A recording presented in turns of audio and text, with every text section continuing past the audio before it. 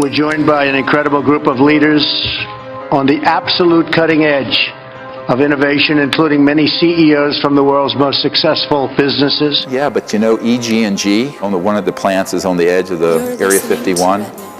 They're the ones manufacturing the implants that you're taking out of these abduction victims. You don't need an RF frequency plant chip to track anybody. They're not coming from outer space. They don't need that.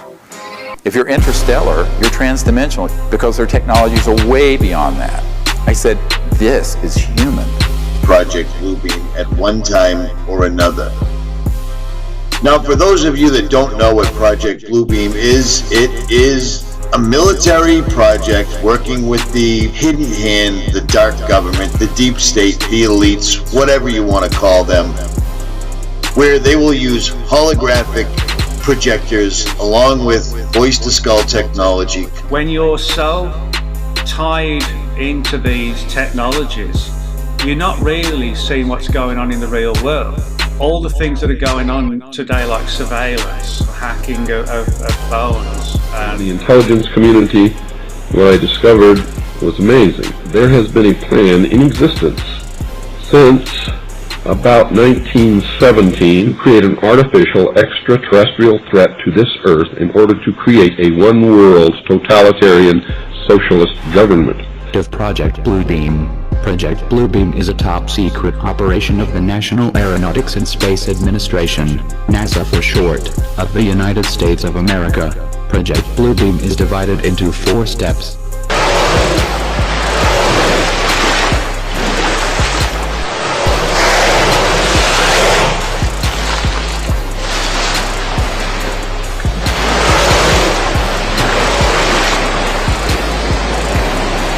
A man that I worked with before his death had developed an electronic system in 1956 that would enable someone electronically to remote view anywhere. This was taken right up the road from me in Maine, the state of Maine. And it's an incredible rectangular moon. This right here appears to be a fake moonrise going horribly wrong. That is not a round rock in the sky. And just monitoring it through your laptop, all of this kind of thing.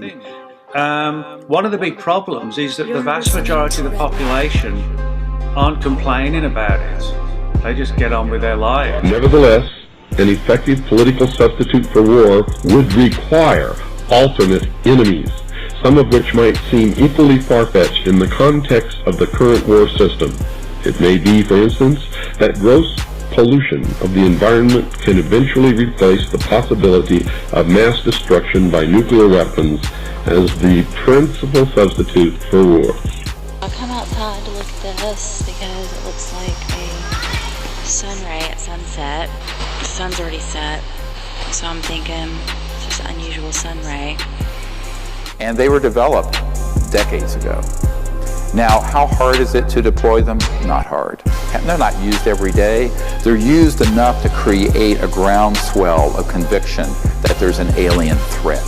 So you take that capability, combine it with man-made UFOs, combine it with disinformation in general about the subject, and also certain chemicals, and you can launch an entire... Step 1. The first step in the NASA Bluebeam project concerns the breakdown of all archaeological knowledge.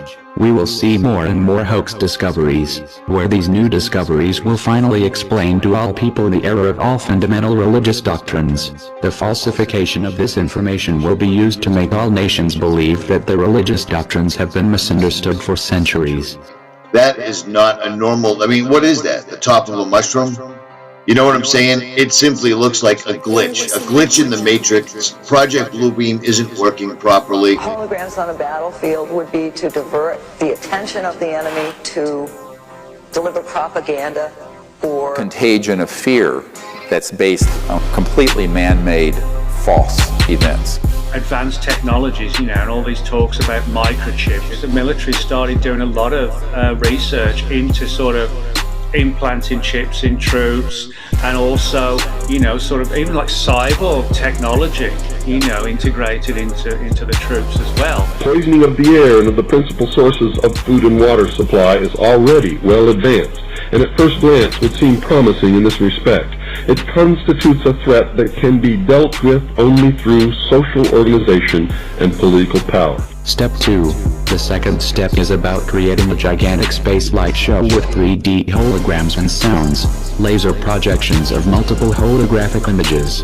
You'd think holograms are science fiction. Just Google 3D hologram on YouTube.